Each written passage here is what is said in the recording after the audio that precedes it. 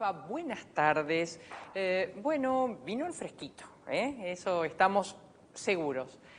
Bueno, hoy también ha habido una pequeña noticia dentro de un contexto, buena noticia dentro de un contexto que no es el ideal, pero ha bajado la pobreza. Esto mide el INDEC el último semestre 2021, en donde, bueno, tanto la pobreza como bueno, los que menos tienen ha retrocedido. Por supuesto que hay lugares y hay cordones donde esto supera, ¿no?, el 50%. Veía en el Gran Chaco y Concordia siempre es un lugar donde sucede esto. Bueno, pero en líneas generales estamos sobre 37 y algo, Marcos, ¿no? 37,3 y la indigencia 7 puntos, me parece. Un poquito menos de 7. Sí, que había llegado a 10 puntos. Bueno, enhorabuena y ojalá se mantenga. Sucede que tenemos un enemigo latente, que es la inflación, ¿no? Sí, a medida que la inflación aumenta, automáticamente la gente cae en la línea de pobreza o de indigencia, dependiendo, porque se mide por números. Así es. Así que, bueno. Pero que detrás de cada uno de ellos hay una persona y a nivel nacional son más de 17 millones. 17 millones, es así.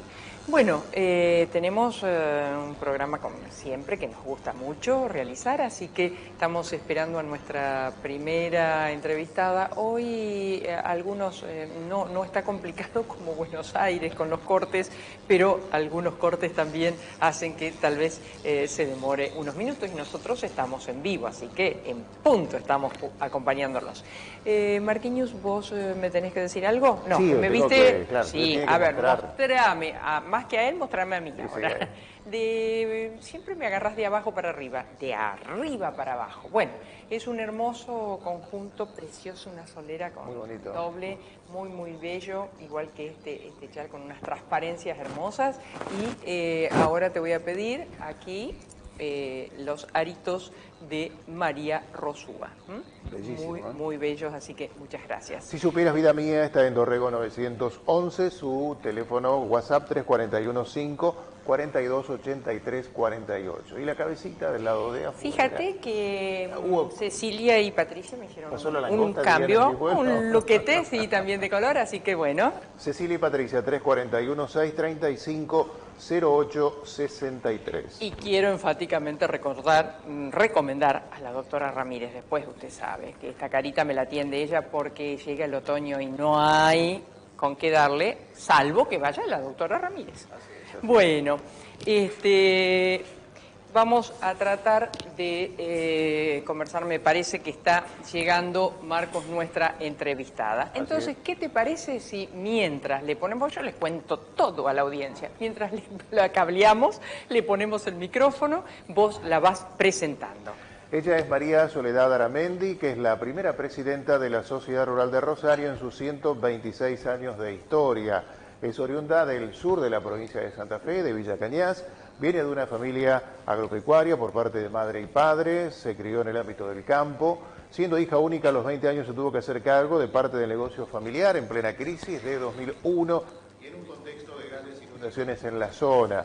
A partir de allí, aunque tuvo la oportunidad de dedicarse a otra cosa, a otras carreras, eligió seguir el camino de su familia y participar desde la Sociedad Rural de Rosario, desde el grupo joven hasta llegar a la comisión directiva, primero como secretaria y luego 4 años como vicepresidenta. Así que con nosotros la presidenta de la Sociedad Rural de Rosario, María Soledad Aramendi. Bienvenida, sé que corriste para llegar.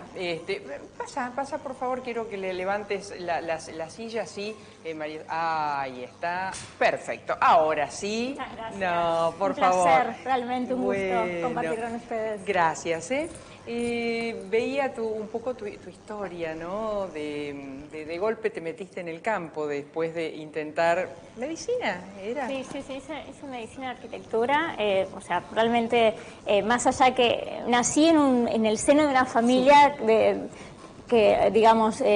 una familia que se dedicaba al campo, a la producción agropecuaria, tanto madre como padre, o sea que era nuestro tema diario y de la mesa.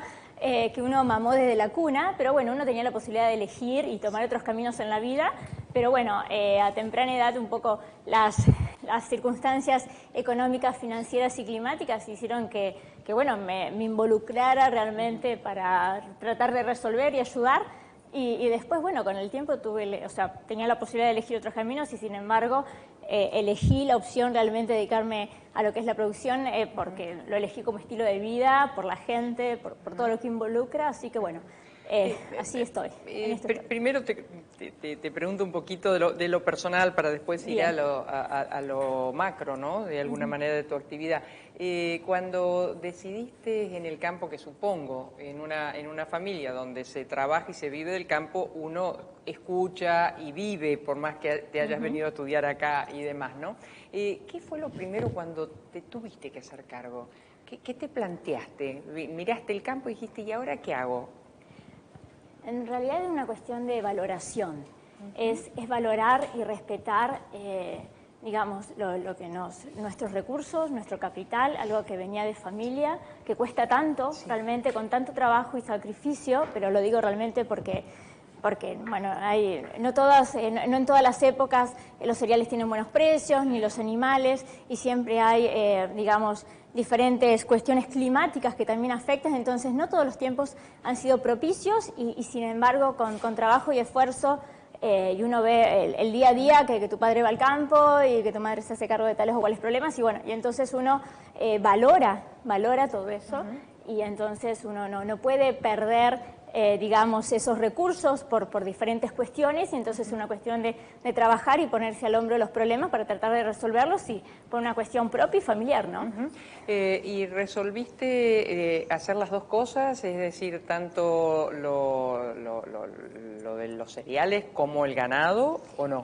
Sí, en su primer momento sí, en un momento dado después por diferentes cuestiones propias nos tuvimos que deshacer, pero bueno, con toda la iniciativa después de poder seguir adelante con ganadería también, porque cuando tenés, un campo que es mixto realmente, claro, que tiene todas las condiciones para tener ganadería, porque tiene agua, porque tiene pastizales y también tenés condiciones propias para siembra, entonces, bueno, realmente te lleva a tratar de incursionar en ambas actividades, además, para poder diversificar, que es tan necesario. Llegaste a la rural de acá de Rosario, ¿te acercaste a consultar o te acercaste con decisión de participar?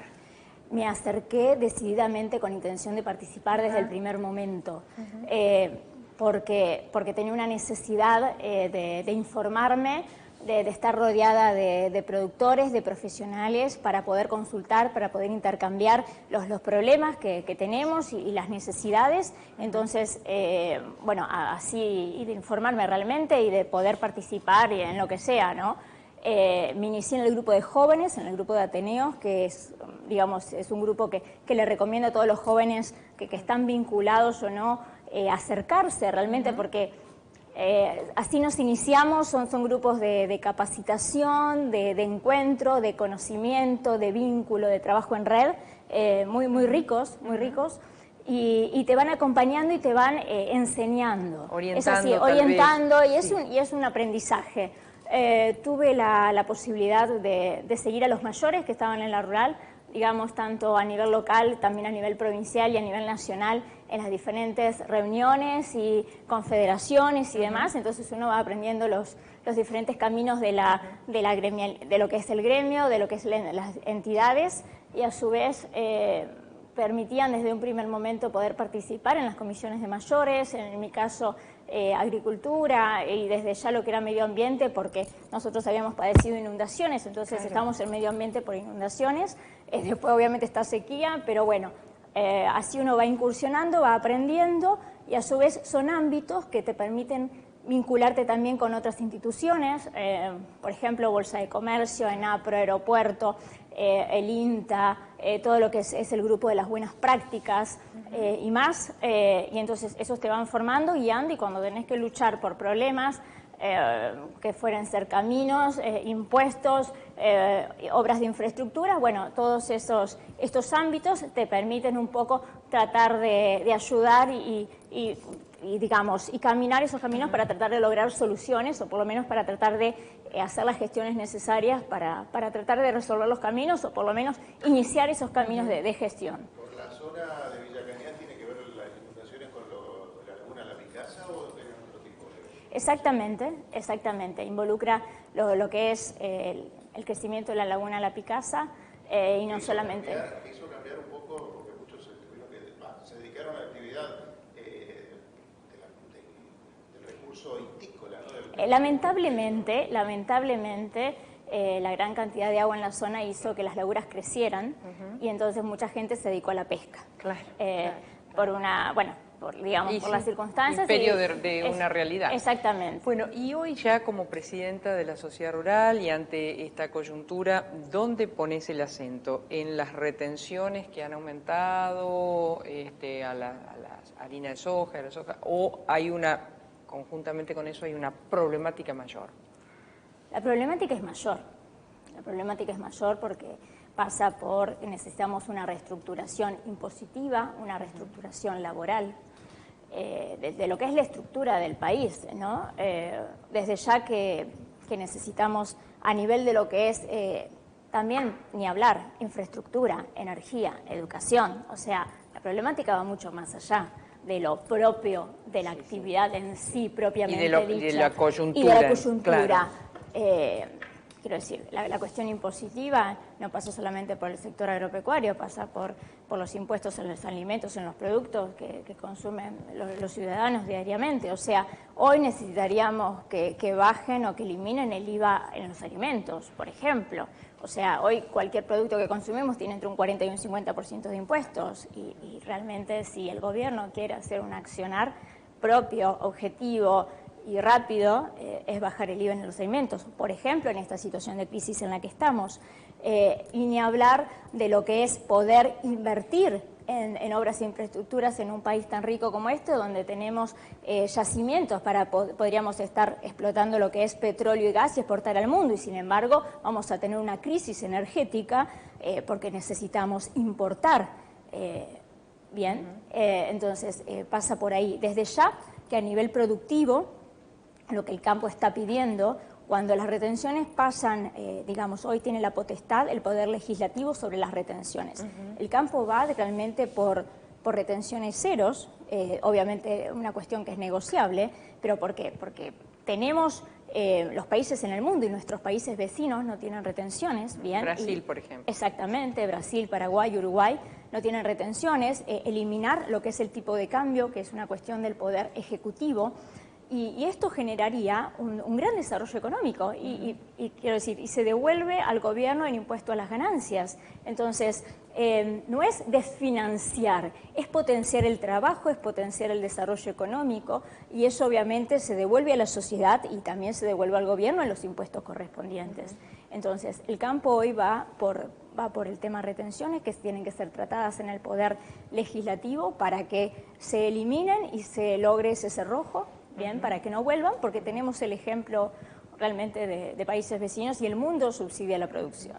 ¿Crees que es posible que eso ocurra? Porque no solamente este gobierno ha echado manos a las retenciones, sino también un gobierno distinto como fue el del presidente Macri. Es decir, realmente cuando ustedes conversan y hablan con los sectores políticos, ¿es posible evitar o eliminar de plano las retenciones?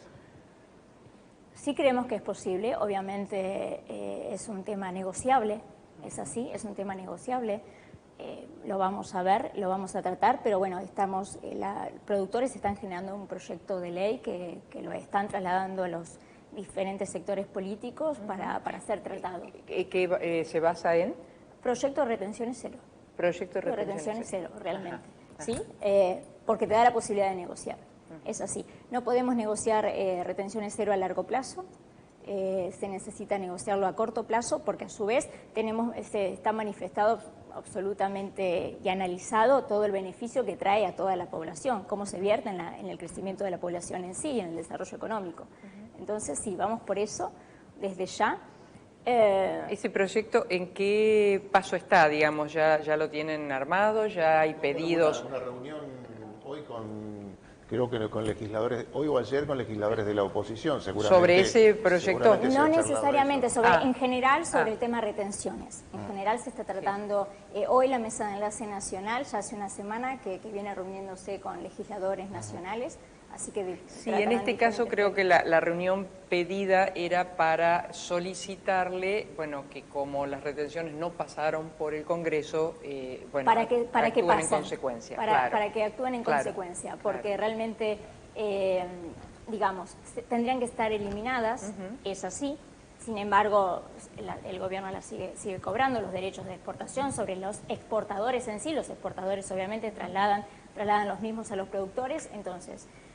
si esto sigue, que no debería ser porque es inconstitucional, es ilegal, bueno, hay que tratarlo a nivel legislativo y determinar por ley lo que corresponda, ¿no? Pero bueno, por eso vamos por esto. Y hay, digamos, uno escucha por allí y dice, bueno, el campo nuevamente va a salir a las rutas, va a llegar a Plaza de Mayo, y hay algunos dirigentes del sector que dicen, no es más el 2008, esto ha cambiado. Ahora, ¿ustedes qué perciben? Porque a veces la dirigencia, no sé si interpreta... A las bases. Claro, o hay un micromundo que por ahí ven distinto. En realidad, la situación no estamos como en el 2008, en absoluto. Pero la ciudadanía no está en el 2008 porque también hay una política de comunicación que tergiversa la verdad, es así. Entonces la gente también está mal informada y al campo se lo castiga como a muchas actividades, abusando y confiscando a través de los impuestos. Entonces el gobierno hace uso de eso. Entonces, y eso ha ocurrido del 2008 en adelante. Hoy la situación no es la misma, estamos en periodo de cosecha, una cosecha en algunas zonas extremadamente pobre, donde la situación en el invierno va a ser peor porque entre que no va a haber combustible, no va a haber gas, va a haber faltante y va a haber que pagar cuentas sin haber tenido el ingreso real por cosecha. El centro del país, la región centro, ha tenido una gran sequía, y ni hablemos de las zonas con quema. Entonces va a haber un gran déficit, bien.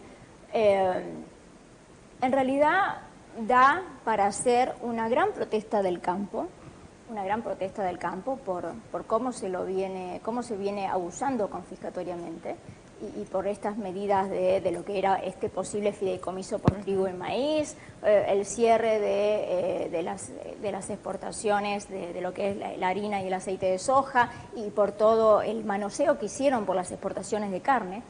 En un mundo que está necesitando alimentos, estamos en guerra, somos un país productor de alimentos y estamos teniendo una posibilidad, bien, de poder satisfacer esta demanda si tenemos políticas acordes. Entonces, las variables están para hacer una gran protesta, pero creo que tenemos una dirigencia que no está a la altura de las circunstancias.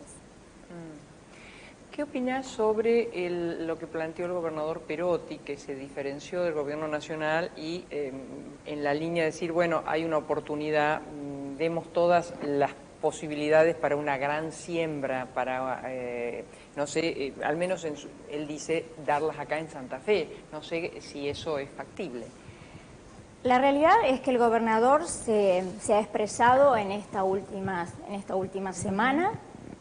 Hace largo tiempo que estábamos esperando que el gobernador se exprese. En realidad, recién ahora el gobernador está recibiendo la producción. En todos estos años de mandato no la ha recibido. No están dadas las condiciones para una gran cosecha porque no hay créditos. Recién ahora están subiendo los perfiles de agua en algunas zonas, pero no hay crédito y no va a haber esa capacidad. ¿El del Banco Nación tampoco? No, no lo hay. Hay un plan ganar que es para ganadería que no funciona y en realidad si tenés por arriba del 5% de cereales, que es lo normal para cualquier productor cosecha y ahorra en cereal, o sea, vende generalmente por uso y costumbre, aunque sea mal, lo justo y necesario, no hay créditos, no hay créditos en realidad.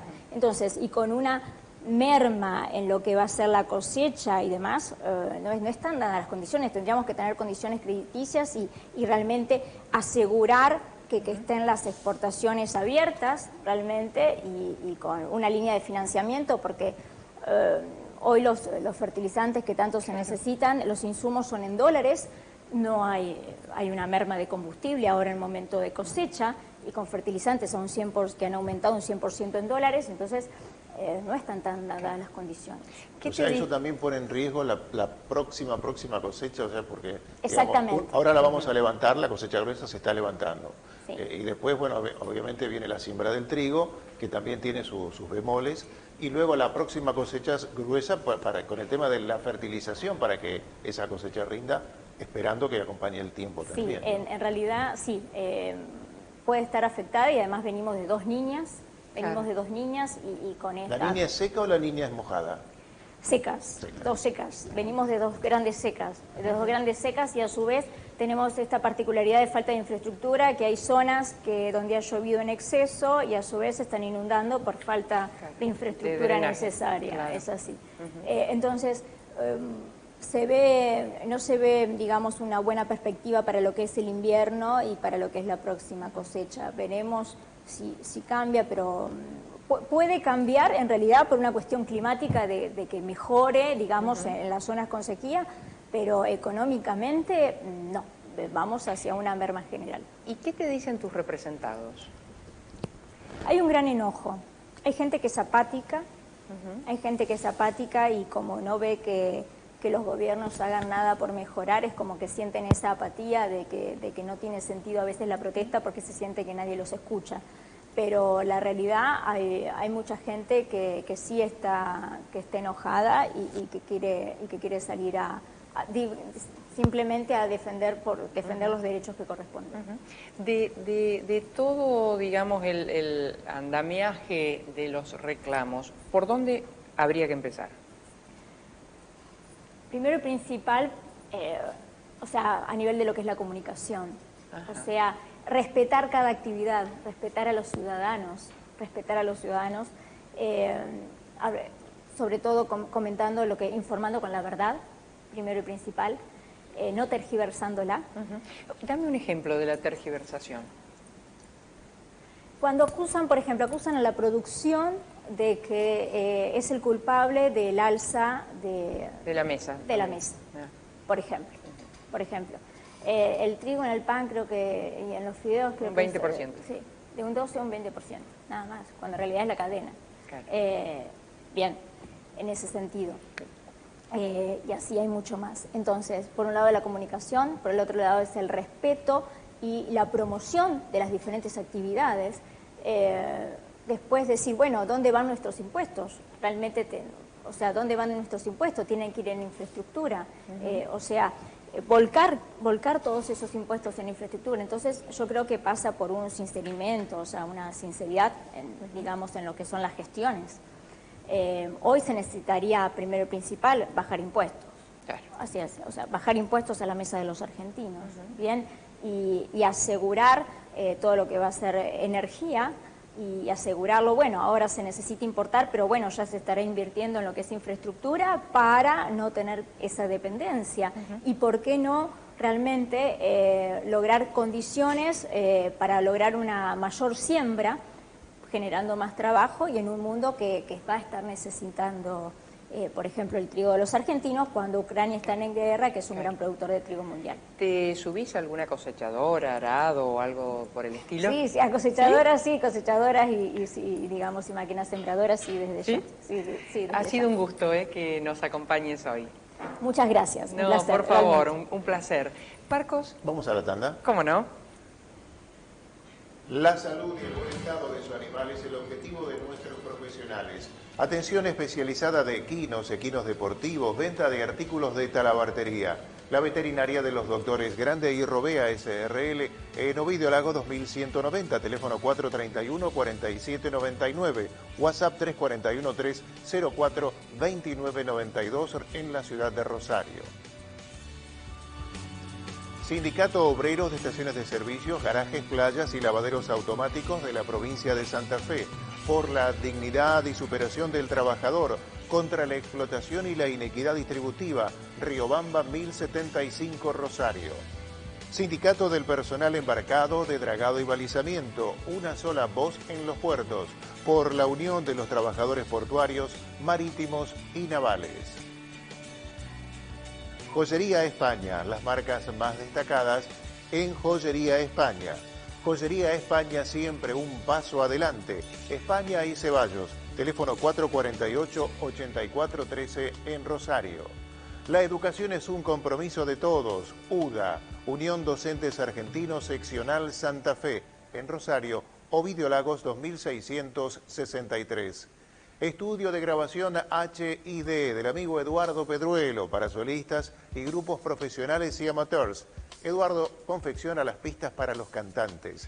El estudio de grabación HID con su WhatsApp 341-641-8000 en la ciudad de Rosario.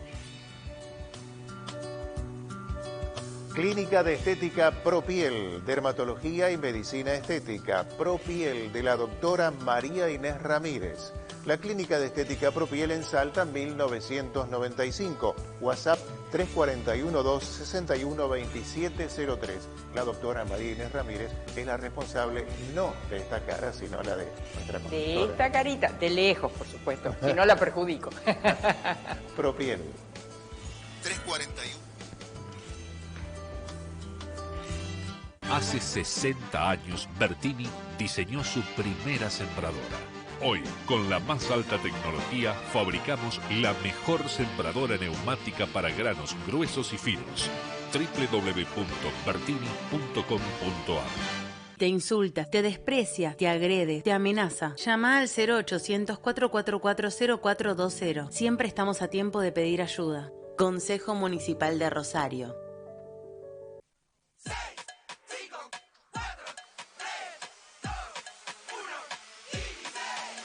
Son solo 6 pasitos, Kini 6. 6, 5, 4, 3, 2, 1, Kini 6. Son solo 6 pasitos. A la suerte hay que ayudarla. Con el Kini estás a 6 pasos de tus sueños. ¿Qué esperás para cumplirlos? 6, 5, 4, 3, 2, 1, Kini 6. Somos anfitriones de los terceros Juegos Suramericanos de la Juventud 2022. Del 28 de abril al 8 de mayo, Rosario recibirá 2.500 atletas de 14 a 18 años de 15 países, que participarán en 26 deportes durante 11 días de competencia.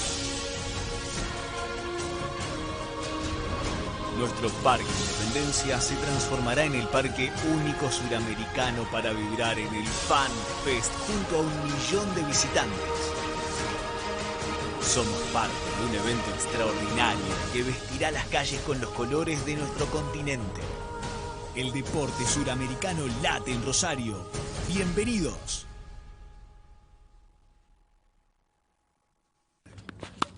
Sport 78. Somos un sentimiento. Nunca pudimos parar. Vamos, que vamos al mismo lugar. El tango y sus avenidas. Milonga sentimental. El tango y sus calles, todas transitadas sin atajos ni barreras. Como ninguna.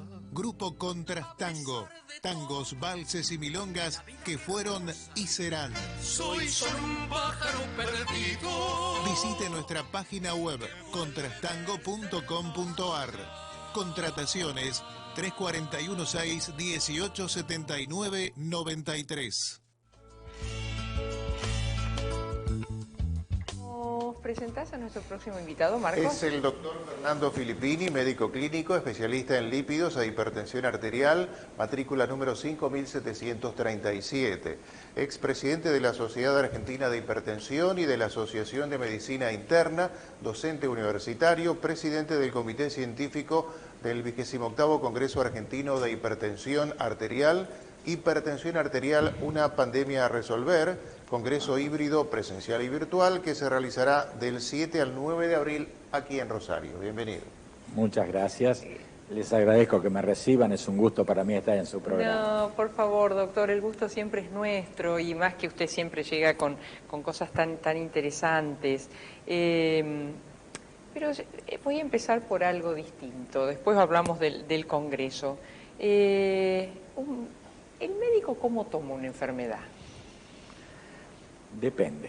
Depende de la especialidad, depende de la formación de cada uno, pero hay que entender a las enfermedades como una persona que sufre. Hay un viejo adagio en medicina que hay enfermos y no enfermedades en realidad. Claro.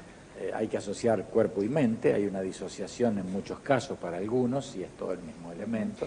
Y cuando una parte del cuerpo sufre, sufre todo el resto. Claro, porque uno además se pregunta, yo siempre, usted sabe que tengo mi hermano médico y yo siempre le decimos gordo cariñosamente, y yo siempre digo, ay pobre, porque es el recipiente de todas nuestras angustias y bueno, el médico sabe de qué se trata. Entonces por ahí, bueno, le ponen sardinas, por ahí, qué sé yo, otras cosas, pero bueno, no debe ser fácil, ¿no? No es para nada fácil y es todo un arte. Y en realidad eso es lo que a veces la gente no entiende. Nosotros no hablamos de la profesión de la curación, es decir, del arte de curar. Nosotros no podemos prometer cosas mágicas, claro. Y a veces la gente tiene una esperanza de que del camino mágico, del pensamiento mágico, que le resuelva cosas que no siempre se pueden hacer. Pero de todas maneras hay cosas que son muy, muy evidentes y hay cosas que son patologías solapadas, larvadas, que cuestan mucho más trabajo encontrar cuál es el verdadero origen. Claro. Su especialidad tiene que ver con el corazón, la hipertensión. El clínico hace un enfoque holístico, integral, tradicionalmente, del cuerpo de la persona, del paciente. Y la ciudad de Rosario tiene una larguísima tradición en la medicina interna. Probablemente de todo el país sea la única ciudad en la que se hace verdaderamente clínica médico-medicina interna. Ah, mire. Nosotros tenemos una formación con alguna tendencia, algún sesgo, como en el caso mío que hago mucho de lo cardiovascular, pero en otras ciudades del país hay gente que es infectólogo y hace clínica médica, y bueno, no tiene un enfoque tan global de la escuela. Otros hacen endocrinología y son clínicos también. La ciudad de Rosario tiene una larguísima tradición con verdaderos maestros de la medicina que han hecho una escuela y está muy, muy reconocida en todo el país. Doctor, mañana, antes de ir al congreso que se va a llevar a cabo ahora prontito, nomás acá en Rosario, mañana es el día que se recuerda el cáncer de colon. Se lo pregunto como clínico. Sí, es el Día Mundial ¿No es cierto? Es el Día Mundial. ¿Es algo que viene corriéndonos de cerca? ¿Es silencioso? ¿Lo ve en su clínica? Sí, por supuesto que lo vemos. El cáncer de colon, por ejemplo, uno habla del cáncer de colon, pero no es lo mismo el cáncer del colon derecho que el izquierdo. Ah, mire. El izquierdo grita rápido, sangra. El derecho es larvado, da fiebre prolongada, decaimiento, anemia, astenia, cansancio. Y esa es la tarea del clínico. Claro. Cuando uno tiene un cáncer grande como esta piedra es muy fácil encontrarlo. Claro. Hay que pensarlo y hay que buscarlo. Entonces, ¿por qué se está insistiendo tanto en este tipo de cuestiones? Porque es una patología descartable, tomada a tiempo curable. Y hay una cosa que es muy, muy importante también, y esta es otra de las cuestiones de la clínica. Va de la mano en muchísimos casos de la obesidad, también de la genética. Pero en el síndrome metabólico, que es una de las cosas que yo veo montones de personas al día, hay algunos tumores que están vinculados con la obesidad. Entonces, el paciente que tenga obesidad de tipo central, no el rollo que todos tenemos, abdomen, grasa intraabdominal, genera una gran cantidad de elementos proinflamatorios que ocasionan en el cuerpo una enorme cantidad de cambios, entre ellos bloquear mecanismos defensivos contra los tumores, que los tenemos. Se llaman proto-oncogenes, tiene un nombre muy, muy largo. Entonces, esta idea del médico, del clínico, luego del gastroenterólogo, del cirujano, etcétera, trabajar en equipo para detectar patologías precoces que puedan ser solucionadas. Le pregunto esto porque vio que uno dice, bueno, me tengo que hacer esto, todo lo que uno escucha y debiese o cree uno que debe hacerlo. Por eso claro. La importancia de un clínico, sí, ¿no? Es importancia. La colonoscopía, por ejemplo, es un estudio hoy en día simple porque se hace bajo anestesia. Antes no. No, antes se hacía sin anestesia, la gente estaba aterrada porque era una tortura, sobre todo cuando había que distender el colon con aire, era muy doloroso. Hoy en día se lo adormece a la persona 10, 15 minutos y ya está. Tiene indicación precisa en algunos grupos de personas, sobre todo cuando hay factores hereditarios en la familia. Claro. Es uno de los cánceres que tiene heredabilidad, al igual que el cáncer mamario y algunos otros. Entonces, en esos casos hay que hacerlo, en otros casos uno puede tomar las precauciones, seguirlo de cerca. Es decir, no toda persona de los 50 años en adelante debería obligadamente tener que hacer una colonoscopia. Hoy escuchaba o leía en el diario a dos profesionales que hablaban de adelantar esos 50 a 45 años. Sí, alrededor de esa edad empieza estadísticamente a aumentar la prevalencia de este tipo de tumores. ¿Y es más frecuente en hombres que en mujeres? Sí, es un poco más frecuente en hombres que en mujeres, ¿no es cierto? Pero el problema está en que no todo el mundo va a desarrollarse. Como una medida precautoria está muy bien. Hay una cuestión que en medicina hoy en día tiene mucho que ver y es la relación costo-beneficio. Es decir, cuál es el costo de todo esto y cuántos tumores detecto.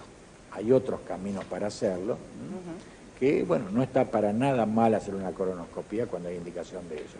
Pero tampoco abusar, porque en el mismo sentido habría que hacer una enorme cantidad de otros estudios y no saldríamos prácticamente de un consultorio, de una clínica en todo el día. Háblenos de este congreso que es el 7, el jueves 7 de abril. Cuéntenos, doctor, usted lo va a presidir. Yo no debería presidirlo. ¿Por qué? En realidad, porque yo ya fui presidente de la Sociedad Argentina, Bueno, yo ya fui presidente de 2 congresos y de 4 más fui vicepresidente.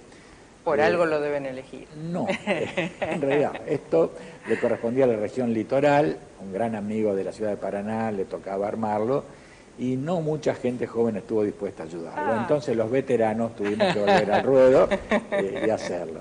Es un esfuerzo gigantesco, nunca fue fácil, pero en este momento es especialmente difícil por una sencilla razón.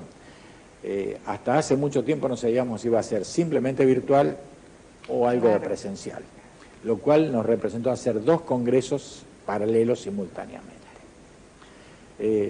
Y esto es una cuestión muy interesante, y acá viene lo de la clínica médica y demás. La hipertensión arterial es prácticamente hoy en día una subespecialidad de la medicina interna, de la cardiología, no es una especialidad en sí como tal. Es tan complejo el tema de la hipertensión, la gente a veces lo simplifica pensando que tiene un poquitito más o un poquitito menos de la alta, de la... Sí. Es tan compleja la hipertensión que ha ganado un espacio en este tipo de cuestiones, en congresos y ¿Por demás. qué es tan compleja? Por una sencilla razón, María Armenia. Tome 100 hipertensos. Sí. En 95 de ellos no sabemos por qué tienen presión arterial. El 90, 92, 95% es esencial.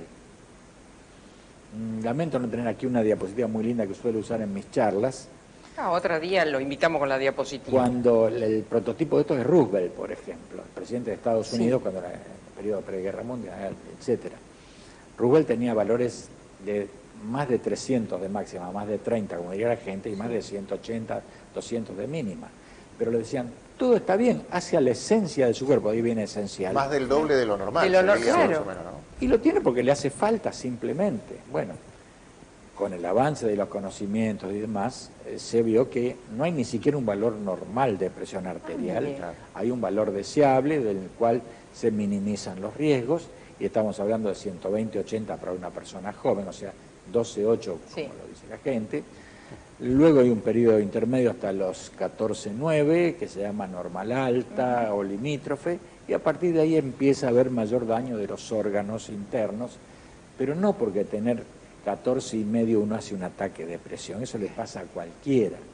Eso es en el largo plazo. Hoy en día vemos muy poco las verdaderas crisis hipertensivas que alguna vez yo vi cuando era jovencito. En función de la medicación que tenemos, eso ya es una cosa, no digo superada y olvidada, pero muchísimo más infrecuente. Pero dentro de todo eso hay grupos de presión arterial, cosa que a veces la gente ni sabe. La gente conoce, sí, a la hipertensión de guardapolvo blanco. Sí. Del 25 al 40% de las personas que van a un consultorio cualquiera tienen presión arterial por un periodo de media hora, 3/4 de hora, cuando no hay. ¿Por qué? Porque se activa su cerebro, se activa el sistema simpático. Igual que un poco de taquicardia, doctor. Es parte de uno todo va y eso. como que el corazón le tiembla un poquito. Pero a esa persona uno ¿qué hace? La encuentra con cifras altas, lo controla, lo vigila, ve si es realmente transitorio o no, tenemos manera de saberlo. Y hoy en día hemos descubierto una serie de cosas. El periodo realmente peligroso es en la noche y las primeras horas de la mañana. Hasta que no hacíamos los monitoreos ambulatorios de presión, cuando usted va al consultorio a las 6 de la tarde, bueno, tiene tanto y cuánto, y punto, está bien, está todo bien. ¿Qué pasa a las 4 de la mañana? ¿Qué pasa a las 7? A las 7 de la mañana hay un capítulo enorme de la hipertensión que vamos a tocar en este congreso. Se activan una enorme cantidad de mecanismos en el organismo y hay una gran cantidad de trastornos Cuando uno se cardiovasculares. despierta, cuando en el uno momento comienza. que usted abre los ojos prácticamente.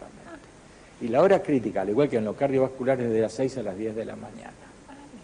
Entonces, si yo no tengo monitoreada a una persona, puedo decirle a la secretaria, quédese tranquilo que está todo bien. Y no. La medicación que le di lo cubre perfectamente, cosa que tampoco sé. Hemos aprendido mucho en los últimos años. Antes uno daba un comprimido, bueno, tómelo con el desayuno, fantástico. En muchos casos duraba 12, 14 horas y nosotros no lo sabíamos. Pero al otro día cuando yo lo veía en el consultorio a las 6 de la tarde, ya lo había tomado, estaba cubierto, pero estaba toda la noche desprotegido. Claro. Hoy en día con los monitoreos podemos saberlo con precisión. Y esto ha hecho una enorme serie de cambios en la manera de tratar a los pacientes. De tratar, claro. Totalmente distinto. Es más, en este congreso hay un sector de telemonitoreo, hay una serie de mecanismos que se van a trabajar. Ahora vienen hasta unos relojes que te marcan, no sí, sé si son son un buenos, tanto ¿no? imprecisos, Ah. pero hay No es el técnicas. famoso holter que El se holter coloca. es un tanto incómodo porque, bueno, el holter se activa cada 15 minutos Claro. en el día Y estás cada 30 trabajando. minutos en la noche y la gente le cuesta mucho. Sí. Es una manera de realmente conocer qué sucede en eso. Hay otras alternativas, los ingleses lo hacen con mucha menor cantidad de controles. Se puede hacer porque es un estudio que tiene cierto costo, se puede hacer de otras maneras, enseñando a la gente a tomar la presión durante una semana. El problema sale que la presión, afortunadamente, es tan fácilmente detectable porque es tan simple medirlo, pero en la inmensa mayoría de los casos la gente tiene un aparatito en la casa y hace estragos. Todos somos doctores. Claro. ¿Cuándo se toma la presión la gente? Cuando tiene una discusión, cuando tiene un problema, tiene un susto. ¡Pum! Para arriba. Se activa el sistema de defensa del organismo, el viejo estrés. Claro. O distrés más correctamente. Entonces, eso no es verdaderamente presión, es presión por un periodo de tiempo. El asunto es qué sucede en el resto del día. Entonces, como decía Marcos, con el monitoreo yo puedo saber qué sucede cuando está esa persona dormida. Y ahí se dan una serie de posibilidades que hasta hacen pronósticos. Claro. Hay gente, lo habitual es que la presión baje 20 milímetros en la noche. Eso se llama DIPER. Hay gente que ya no baja, tiene la misma presión que en el día, ya es más peligroso. Y hay gente que sube la presión dormido, que es sumamente peligroso. ¿Qué hay que hacer? Modificar la medicación, dársela en la noche, etcétera. Claro. Por eso decía que muchas veces la gente cree que solamente me tomo la presión con el aparatito, veo qué sucede y tengo ya está. tanto, tengo Y cual. a veces nos tomamos la presión con el aparatito en casa de manera no correcta por la... Bueno, la técnica, Es otra, ¿no? por suerte se ha estandarizado en todo el mundo la técnica de medición de la presión arterial. Y hay tal cantidad de cosas que la gente no tiene por qué saber, Claro. pero no se la trata de enseñar. Por ejemplo, hay que estar, como estoy yo en este momento, perfectamente sentado y con apoyo dorsal, con las piernas tocando No el cruzadas, piso, no cruzadas, sin hablar, sin haber fumado en una hora antes, sin haber tomado café o gaseosa de tipo cola una hora antes, en un ambiente que sea agradable en cuanto a temperatura, ni caluroso ni húmedo, y siempre cuando uno lo toma, y ahí viene otro de los problemas, ¿con qué aparato lo estoy tomando? Claro. El viejo aparato de mercurio que usábamos era el más preciso de todo. Hoy en día están prohibidos por la toxicidad del mercurio, etcétera. Después se popularizó enormemente el aneroide, el del relojito, que tiene medio mundo. Y el del relojito, estadísticamente, entre 3 y 6 meses se descalibra. Ahora, si usted no lo sabe, puede estar convencido de que tiene una presión maravillosa. O todo lo contrario. O todo lo contrario. Doctor, Y ahora se usan los electrónicos. en este congreso, el otro día usted nos contaba que va a haber una exposición sobre un trabajo de si ingiriendo sal, andamos bien o no. ¿Qué pasa con la sal? Ese es uno de los viejos problemas que tenemos. La sal es un enemigo de todo lo cardiovascular, indudablemente. Sin embargo, hace muchos años la palabra salario viene de sal, se pagaba con sal, porque la sal era una cosa extraña, ¿no es cierto? No era muy abundante. A medida que fueron pasando los años, el ser humano fue cambiando su percepción. Justamente yo debo presentar al profesor Franz Messerli de Estados Unidos ahora, si bien lo voy a presentar a la distancia. Y Franz me decía el otro día una cuestión muy interesante, y es que el hombre de las cavernas comía 666 miligramos, medio gramo de sal por día. Promedio actual de 12 a 18 gramos. Uf, entonces, nos bandeamos. Valor promedio deseable 5 gramos para el hipertenso, menos para el cardiovascular. Entonces, nos fuimos adaptando a valores muy muy altos que generan una enorme reactividad de la sal. ¿Qué es lo que plantea el profesor Messerli? Él dice que, perfecto, en eso estamos todos de acuerdo. Sin embargo, ¿es solamente el exceso de sal? o es que comemos poco potasio. Porque el hombre de las cavernas comía 20 veces más potasio que nosotros. Y la otra gran duda que tenemos, la sal es cloruro de sodio. Bueno, si usted toma agua mineral, no tiene cloruro de sodio como sal, tiene bicarbonato de sodio. Entonces no es solamente el sodio, sino la sal con que va. Hace falta tener cloro junto con sodio para generar presión arterial. Con estudios que se han hecho en los últimos 20 años, se ha visto que justamente muchas poblaciones que tienen un alto consumo de sal, tienen paradojalmente una mayor longevidad. Entonces, ¿qué estoy haciendo la decisión de mi paciente? No coma sal, coma poco, no haga esto, no haga el otro. Y entonces hay una serie de incertidumbres de cosas que siempre generan otro trabajo más para ver, bueno, ¿cuál es la última verdad de esto? Probablemente nunca la vamos a saber. No, la verdad última en biología y en medicina no existe. Eso va cambiando en función de los estudios, de las cosas que se van viendo. Hay muchísimas otras cosas más. Por ejemplo, salvo que uno tenga un problema cardíaco, no hay que sacarle toda la sal al paciente, hay que sacarle el exceso de sal. Porque es lo que yo le decía antes, cuando yo le quite la sal, se va a activar un sistema de emergencia en el organismo que va a guardar sal. Entonces, lo mismo que si le doy un diurético muy potente. Hay un sistema viejísimo que evolutivamente tiene millones, miles de millones de años, que cuando hay una pérdida de agua o de sal del organismo se activa el sistema renina-angiotensina, aldosterona. Entonces, uno tiene que pensar qué necesita mi paciente, cuál es el mejor cambio de estilo de su vida y qué medicación le voy a dar. Todo es un equilibrio. Por eso lo que les decía al comienzo, María Herminia, la gente a veces piensa que tengo tanto o tengo cuánto de presión arterial.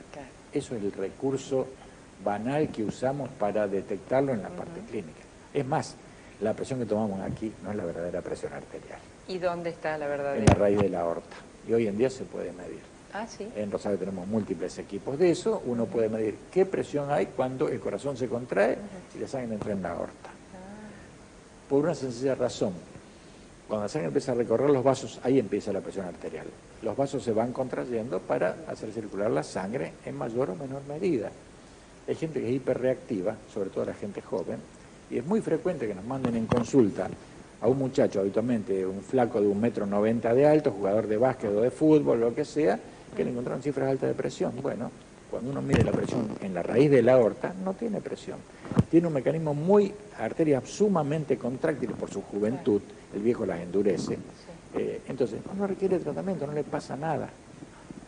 Sí, un exceso de presión durante mucho tiempo puede provocar lo que se denomina, corazón grande o arterial. Sí, sin duda.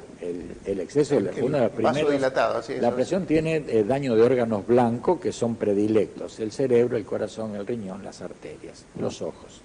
Entonces, cuando hay presión excesivamente alta, el corazón como bomba tiene que hacer muchísima más fuerza, y como es un músculo se hipertrofia, se agranda, se hace grueso. Pone su pared muy gruesa con muy poquita cavidad.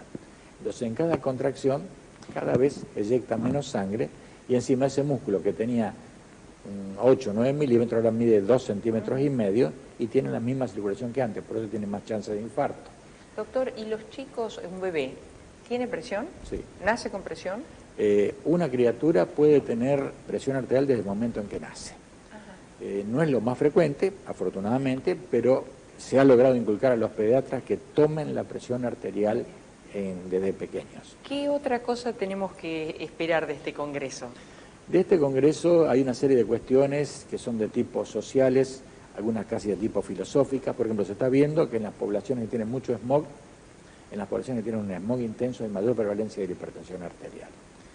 No solamente por el humo que uno aspira, sino por el estrés, por el modo en que se vive, etcétera. Vamos a hablar mucho del estilo de vida. Lamentablemente no tenemos fármacos nuevos desde hace muchos años para la hipertensión, pero con lo que hay alcanza y sobra para manejar adecuadamente a una persona. Doctor, la hipertensión ocular está disociada de la otra hipertensión. El glaucoma es otra historia totalmente. Lo que hace la presión arterial es lesionar el fondo de ojo, la retina. Los pequeños vasitos de la retina se pueden lesionar en el hipertenso, también en el diabético. Doctor, ¿dónde se hace este congreso? Esto se hace en un hotel donde está el casino de Rosario durante 3 días. Sí. y creemos que va a haber mucha gente. Afortunadamente hemos podido llegar con una población importante presencial, que era uno de los grandes problemas nuestros. La gente en medicina está muy cansada, porque hace 2 años que estamos frente a un televisor viendo algo de eso, ya la gente mira un rato y se cansa o sigue haciendo sus cosas cotidianas. Claro, pero el beneficio que ha traído, digamos, entre comillas, esto de la pandemia, la posibilidad de contar con una persona que era imposible que estuviese en un congreso y que ahora esa persona... Antes venían. Claro. Venían igual. Los congresos argentinos han ganado mucha fama. Este hombre, por ejemplo, el doctor Messerly... Que es un número 1, ¿no? Sí. Y Brian Williams, que es sin duda el número 1 del mundo, me dijo, yo voy y me pago el viaje. Quería venir a toda costa, quedó fascinado de Rosario. Cuando vino en el 2013 el otro congreso que yo presidí, le enloqueció la ciudad, la comida, la gente. ¿Algún pescadito que ha comido el embajador? Comió bastante más que pescado. No se cuidó la presión. No. Pero hay una serie de cuestiones y otra sorpresa que a usted le interesa siempre mucho. Todo lo que el COVID ha generado en el terreno cardiovascular es asombroso. Y es asombroso por una sencilla razón. El virus del COVID entra al organismo, a nivel nasal habitualmente, o faringio, usando una enzima que está vinculada con el sistema de la presión arterial. Es una enzima que tiene que ver con la vasodilatación, no con la vasoconstricción. Pero la gran incertidumbre era qué sucede cuando yo doy un medicamento que bloquea todo esto, ¿no le facilito al virus la entrada? Bueno, hoy en día sabemos que no, al contrario. La gente toma esa medicación, está más protegida. ¿Desde el 7 a la mañana hasta cuándo el congreso? Hasta el 9 a las 13 horas. Doctor, muchas gracias. Gracias a ustedes por recibirme. No, por favor. Y otro día vamos a hacer con las diapositivas para ir mostrando. Es asombroso. Debe ser fascinante. Podríamos tomar la presión en vivo a la conductora. Sí. No, la historia de este hombre es realmente notable porque cuando murió por una hemorragia cerebral. Su médico dijo... Estamos hablando de Roosevelt. Sí. Dijo, fue como un relámpago, como un rayo en un día de sol, inesperado. Sí, nada más tenían 350 de presión. Obviamente... O sea, 30, de lo que 35 nosotros... tenía, a más, donde él llegaba. Claro. Pero era su naturaleza. Era su esencia. Lo que pasa es que era un insuficiente renal que nadie lo había advertido, simplemente. Claro. Bueno, otro día, cuando tenga usted un ratito, y viene con las diapositivas. en la foto justamente con Stalin y con Roosevelt. Y cada uno tiene su historia, se las voy a contar. Bueno, qué interesante. Gracias, doctor. Gracias a ustedes. No, un Gracias, placer. Y le recordamos, bueno, Lili estuvo poniendo justamente la plaquita del Congreso. Ahí está. Todo. ¿Puede ir la gente? No.